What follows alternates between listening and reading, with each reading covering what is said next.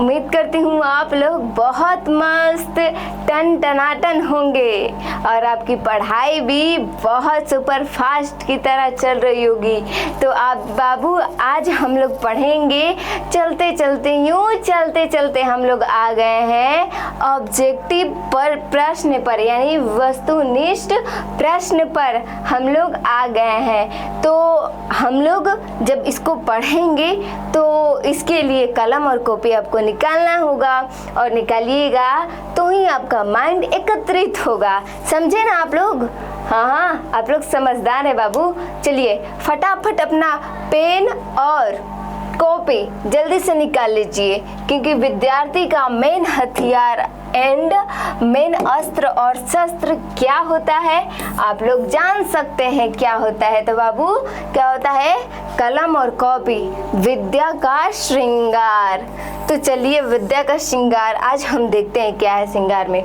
आज ऑब्जेक्टिव प्रश्न में, यानी जो वस्तुनिष्ठ प्रश्न है उसमें हम क्या देखेंगे, फटाफट अपना कॉपी और कलम निकालिए और हमसे पहले आंसर देने की कोशिश कीजिए, क्योंकि आप लोग ने संपूर्ण अर्थ पढ़ चुके हैं। आप 3 लेक्चर में पढ़े हैं कैसे संपूर्ण अर्थ को धीरे धीरे बताया गया, क्योंकि आप लोग का मेमोरी पावर में जाकर फटाफट फिक्स हो जाए।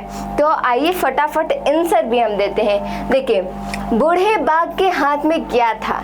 जो बूढ़ा बाघ था उसके हाथ में, यानी जो हाथ में लिया था वो क्या था? आप लोग बताए थे ना, ये बूढ़ा बाघ था। कौन था बाबू? ये पथिक था, ठीक है, नदी के किनारे था। और ये था बूढ़ा बाघ भैया जी, ये बूढ़ा बाघ था। अपने हाथ में क्या लिया था बाबू? तो अपने हाथ में बूढ़े भैया जी, बाघ भैया जी लिए थे स्वर्ण कंगन। कह रहे थे ले लो ले लो ले लो, ये स्वर्ण कंगन ले लो, ये मेरा स्वर्ण कंगन ले लो, मेरा कुछ काम नहीं है। ऐसा बोल रहे थे। मैं तो बूढ़ा हो चुका हूँ, मैं लाचार हो चुका हूँ, मेरा इसका कोई काम नहीं है। ले लो भाई स्वर्ण कंगन, मेरे तो दोनों हाथ ही में कैसे पहन पाऊंगा, मैं इतना बूढ़ा हो गया, किसको मैं दिखाऊंगा। ऐसा ही ना लड़के कहती है कि चलो ये पहन लेती हूँ, उसको दिखाऊंगी, पड़ोस वाली सहेली को मैं जलाऊंगी। देखो मेरे पास कितने अच्छे ब्रासलेट हैं, कितने अच्छे फ्रॉक है, कितने अच्छे ड्रेस है भाई। तो वैसा ही ये ललचाते हैं। कौन भाई? तो मेरे व्याघ्र जो बाघ जी हैं वही ललचाते हैं। किसको? तो पथिक को, है ना। अब आइए चलिए क्या लेते हैं हाथ में बाबू? तो सोने का कंगन लेते हैं। वो चांदी का कंगन था ही नहीं, वो स्वर्ण कंगन था। तांबे का कंगन ये भी नहीं था, और लकड़ी का कंगन ये तो डेफिनेटली नहीं होगा। लकड़ी का कंगन कौन लेगा और उसके लिए अपनी जान कौन देगा भाई? सोना है भाई, उसके लिए जान दिया जाएगा। चलिए अब अगला क्वेश्चन चलते हैं। अगला क्वेश्चन देखिए क्या कह रहा है कि दरिद्रांबर केन्ते माँ डॉट नीरु जस्य के मोधः पद किस पाठ से संकलित है? जो ये पाठ है वो कहाँ से संकलित है? आप लोग फटाफट बताइए कहाँ से संकलित है। तो हम अभी क्या पढ़ रहे हैं? आपके चैप्टर के क्या नाम है? तो वो नाम है व्याघ्रपति कथा। तो इसका सही और राइट आंसर क्या होगा बाबू? तो व्याघ्रपति कथा। धीरे धीरे यूं ही धीरे धीरे पढ़िए, धीरे धीरे पढ़ेंगे तो ही आगे बढ़ेंगे। अब चलिए अब आगे देखते हैं। कौन स्नान किए हुए हाथ में कुश लिए तालाब के किनारे बोल रहा था? कौन तालाब के इस पार था और बोल रहा था ले लो स्वर्ण कंगन? तो कौन बोल रहा था बाबू? आप लोग बताइए कौन बोल रहा था? तो भाई व्याघ्र यानी बाघ जी बोल रहे थे, पथिक भैया ये ले लीजिए मेरा कंगन, मेरा इसका कोई काम नहीं, मैं कैसे इसे पहनूंगा, है ना, मैं इसका क्या उपयोग कर पाऊंगा। यदि आपके पास से ऐसा कोई चीज आ जाए और उसका उपयोग आप लोग नहीं करना चाहते हैं, तो वैसे ही जैसे कि ये पेंसिल हो गया, इसे हम छीलते हैं, इसको ऊपर का कवर हटाते हैं, ठीक है। तो इसका कवर का कोई काम नहीं होता है, तो हम बोलते हैं ना, या फिर हम छिलकर इसको गिरा देते हैं, इसका कचरा, ठीक है। तो उसका हमारा कोई काम नहीं होता है, इसीलिए उसे हटा देते हैं, ठीक है। वैसे ही वो बोलता है कि मेरा इसका कोई काम नहीं है, इसे आप ले लीजिए और मैं इसका क्या ही करूँगा, मैं तो खुद तो बूढ़ा हो गया हूँ, मैं तो बूढ़ा हो गया मैं तो खांस रहा हूँ भाई, कैसे मैं पहनूंगा, ले लो भाई, मेरे दांत टूट गए, देखो मेरे दांत टूट गए हैं, कैसे मैं पहनूंगा। तो भाई कौन था, तो वो था व्याघ्रपति, यानी व्याघ जो बाघ है वही बोल रहा था। इसका राइट और सही आंसर होगा। समझ में आया? अब चलिए अगला क्वेश्चन, व्याघ्रपति कथा पाठ में रचयिता कौन है? तो व्याघ्रपति रचयिता है नारायण पंडित जी, नारायण पंडित इसके सही और राइट आंसर हो गए। पथिक यानी जो पथ पर चलते हैं वो होते हैं पंडित। इसका ट्रिक है कि जो हमेशा चलते रहते हैं, नहीं आप देखें कि जो साधु महात्मा लोग होते हैं वो एक स्थान से दूसरे स्थान में जाते हैं, यानी उनको एक कुटिया बना लेंगे, वहाँ पर रहेंगे कुछ दिन, उसके बाद अगले कुटिया बनाएंगे, अगले बहुत सारा जंगल होता है, पेड़ पौधे, उस टाइप का जगह पे चले जाते हैं। तो क्या करते हैं, जो पंडित लोग होते हैं वो पथिक पर यानी पथ पे चलते हैं, ठीक है। तो ऐसे आप लोग याद कर लीजिएगा। इसका राइट आंसर होगा नारायण पंडित जी, ठीक है। और भगवान किसको मानते थे, नारायण को मानते हैं, तो नारायण पंडित जी इनके राइट और सही आंसर हो गया। अब देखिए लोभ मनुष्य को कहाँ ले जाता है? अब बताइए, आप लोग ही इसका आंसर दीजिए। यदि आप लालची बनिएगा, आप लोभी बनिएगा, तो आपका जो जीवन है, आपका जो ये चलने फिरने का जो जीवन है वो कहाँ जाएगा? तो पतन की ओर जाएगा, विनाश की ओर जाएगा। तो इसका राइट आंसर क्या होगा, विनाश की ओर। उन्नति कहाँ से करेंगे? हम लोग करेंगे, हम लालची करेंगे, तो उन्नति कहाँ से होगी हमारी? ठीक है, समझ में आ रहा है ना आपको? क्लियर? चलिए अब देखिए अगला क्वेश्चन हम देखते हैं। कौन वंशहीन था जी?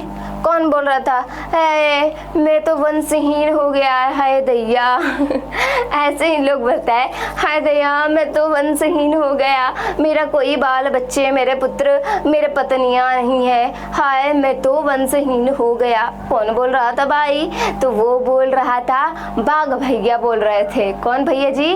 बाघ भैया बोल रहे थे। कहाँ है बाघ भैया? व्याघ्रपति, यानी संस्कृत में इसका ट्रांसलेट किया गया है। इसका राइट आंसर होगा व्याघ्र यानी बाघ। चलिए छठे नंबर क्वेश्चन के बाद आता है 7वां नंबर क्वेश्चन। दुराचारी कौन था?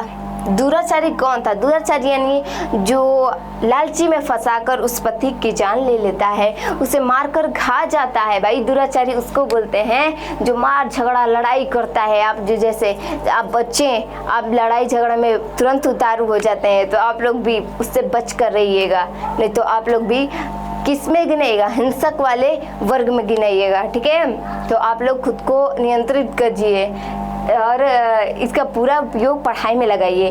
देखिए इसका राइट आंसर होगा सज्जन नहीं दुर्जन, क्या होगा? दानव व्याघ्र। तो इसका राइट आंसर होगा बाघ भैया। बाघ भैया मशहूर हो गए हैं, देखिए फेमस है व्याघ्र भैया, इसीलिए बार बार व्याघ्र व्याघ्र आ रहा है। आप देखिए अगला क्वेश्चन देखिए, अगला क्वेश्चन देखिए बाबू 8 नंबर क्वेश्चन। दानशील कौन था? कौन दान दे रहा था जी? कौन दान दे रहा था? तो बाघ भैया दे रहे थे। बाघ भैया का ज्यादा नाम आ रहा है ना बाबू, ज्यादा बाघ भैया का नाम आ रहा है, तो व्याघ्र इसका सही और राइट आंसर होगा। अब देखिए कौन लोभ से प्रभावित हुआ? श्योरली बात है कि इसका लोभी जो है वो पथिक था, क्योंकि पथिक और व्याघ्र दोनों पर ही ये चर्चा ही हुआ है। इस कहानी का मुख्य पात्र बाघ है और पथिक जी हैं, ये दोनों के कारण ही इस कहानी का रूपांतरित किया गया है। तो इसका राइट आंसर होगा पथिक। इसका राइट आंसर होगा पथिक। कौन लोभ से प्रभावित हो गया? पथिक, क्योंकि पथिक कहीं जान जाता है लोभ के कारण। इदम स्वर्ण कंगणम कंगणे गृहताम, यह युक्ति किसकी है? तो यह युक्ति किसकी है बाबू? बाघ की, पथिक की, केंते की, लेखक की। आप लोग बताइए किसकी है? जो ये बोल रहा है बात वो किसकी है? तो वो बाघ की है, वो बोल रहा है पथिक से। किससे बाबू? पथिक से। इसका राइट आंसर होगा बाघ की। चलिए अब अगला क्वेश्चन चलते हैं। अगला क्वेश्चन है अह अह महापांडक्य पतितो अशी किसने कहा? बाघ ने, पथिक ने, धार्मिक ने, साधु ने। ये जो शब्द है वो किसने कहा? तो वो कहा क्या? बाघ ने। बाघ ने, ये किसने कहा? बाघ ने। और किसको कहा भाई? तो पथिक को कहा है। अब चलिए अगला क्वेश्चन देखते हैं, है ना। देखिए, व्याघ्र पथिक कथा हितोपदेश के किस भाग से संकलित है? जो हितोपदेश ग्रंथ है, महाग्रंथ बोल सकते हैं, वो ग्रंथ है वो कहाँ से लिया गया है? तो मित्र लाभ से लिया गया है। मित्र लाभ से लिया गया है। देखिए यहाँ पर भी ट्रिक बनाए जा सकते हैं कि जिसमें मित्र यानी जो मेरा दोस्त है वो लालची है, यानी जो लाभ करता है, लोभ करता है। मित्र लाभ, मित्र लाभ कहाँ से लिया गया है? तो हितोपदेश। वो हित के बारे में मेरा नहीं जानता है, वो मेरा मित्र है जो लोभी है, लालच है, ठीक है, लालची है। तो ऐसे हम ट्रिक बना सकते हैं। तो हितोपदेश मित्र लाभ से लिया गया है। कथम मारात्मक तव्य विनाश किसकी कथन है? आप लोग बताइए किसकी कथन है बाबू, किसकी? तो ये पथिक है कि पथिक के लिए है कि वो अविश्वासी पर विश्वास करके उसका जान मारा गया होता है, वो अपने जान से क्या होता है? अपना जान गवा बैठता है, खो बैठता है, यानी वो अपने जो जीवन है उसको खो बैठता है।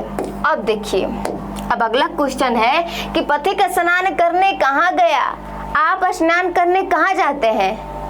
अब ये बोलिएगा मंझार कुंड में जाते हैं, तो रोज मंझार कुंड में जाते हैं। आप बोलिएगा मैं तालाब में जाता हूँ, मैं स्विमिंग पूल में जाता हूँ, ऐसा ऐसा आप लोग का एडवाइस आएगा।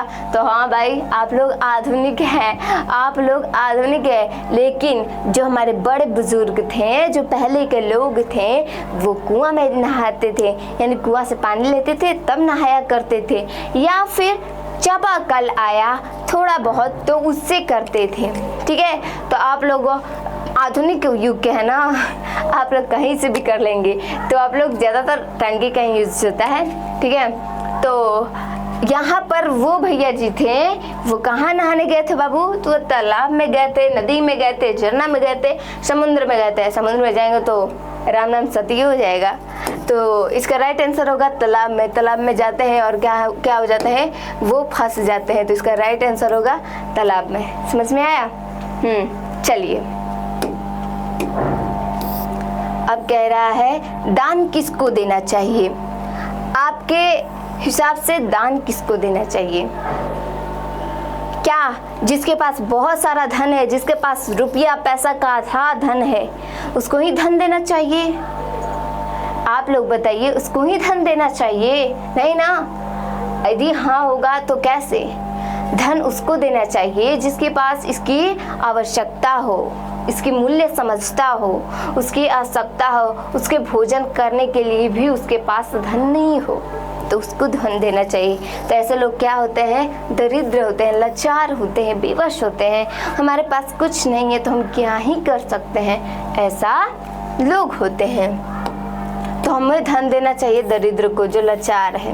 व्याघ्रपति कथा में किसके लिए केंते शब्द का प्रयोग हुआ है? तो इसका आंसर होगा पथिक के लिए। केंते पथिक को ही कहा गया है।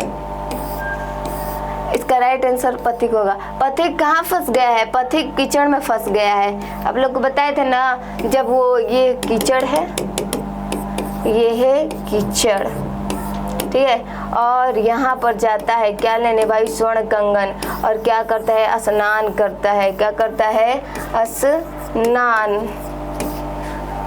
आपको पता है जब मंदाकिनी वर्णम पाठ पढ़ा रहे थे तो वहाँ पर भी जो साधु महात्माओं लोग थे तो अपने बड़े बड़े भुजाओं से सूर्य प्रणाम करते थे और क्या करते थे, मंदाकिनी में अपने डुबकी लगाकर स्नान करते थे।